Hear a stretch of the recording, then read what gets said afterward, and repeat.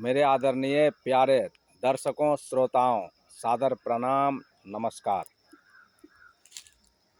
मेरे मन में काफ़ी दिनों से जिस विषय को लेकर हलचल हो रही है, वह विषय जानते हैं क्या है? वह विषय है सरनेम या उपनाम। मैं अपने गांव, समाज, यहाँ तक कि शहरों में भी कई लोगों को देखता हूँ अपना सरनेम बदल देते हैं।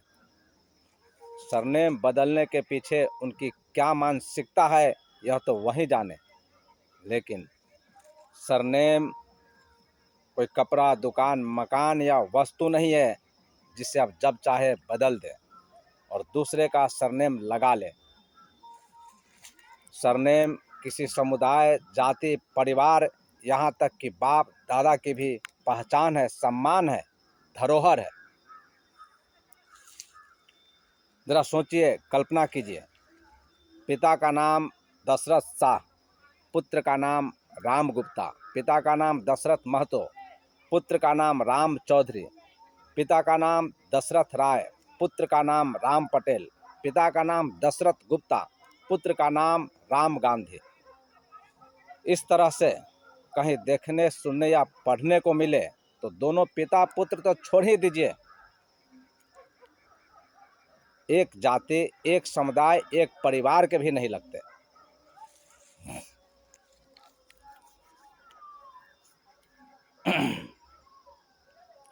अब एक ही जाति में कई समुदाय होते हैं।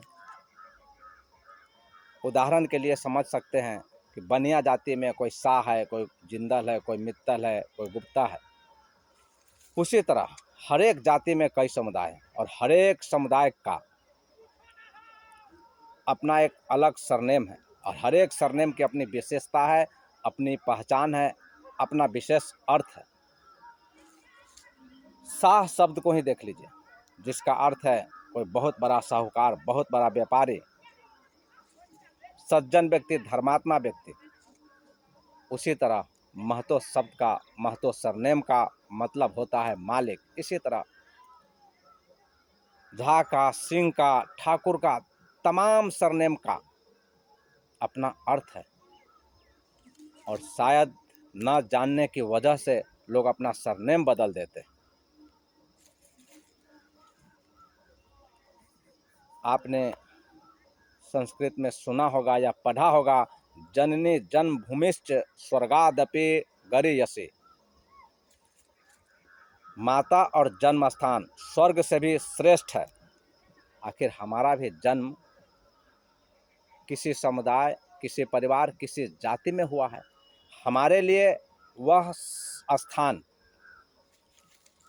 सर्वश्रेष्ठ है और उस स्थान को पहचान कराने वाला जो सरनेम है, वह सरनेम भी सभी सरनेम से सर्वश्रेष्ठ है, जो मेरा अपना सरनेम है।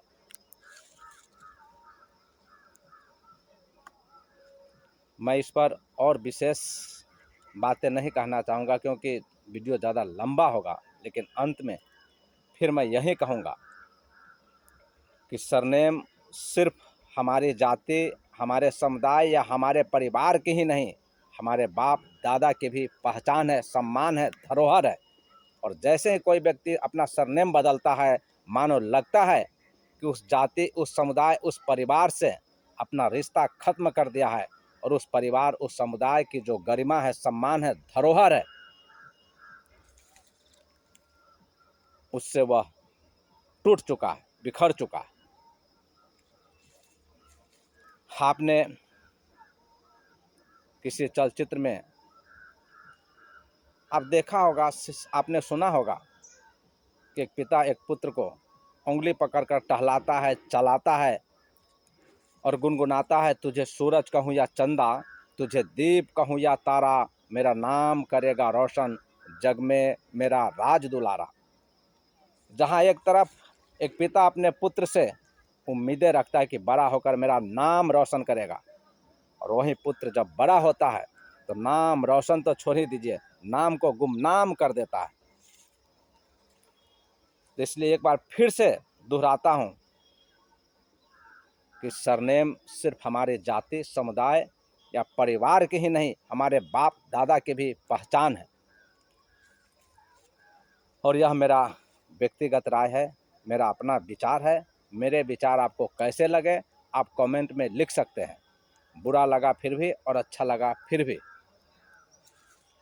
और चैनल को लाइक सब्सक्राइब भी कर लीजिए, क्योंकि अगला जो वीडियो बनाने जा रहा हूँ वह कई लोगों के सवालों का जवाब होगा। क्योंकि कई लोगों ने मेरे से पूछा है कि नल जल घोटाले के लेकर मुख्यमंत्री से बातचीत किए थे, तो उस समय उसके विभाग के अधिकारियों से क्या बातें हुई। और दूसरी बात है, धनकौल ग्राम पंचायत में 2016 से 2021 के बीच कई वार्डों में पक्की नली के नाम पर 10 लाख 20 लाख नहीं, 90 100 लाख रुपए तक निकल गए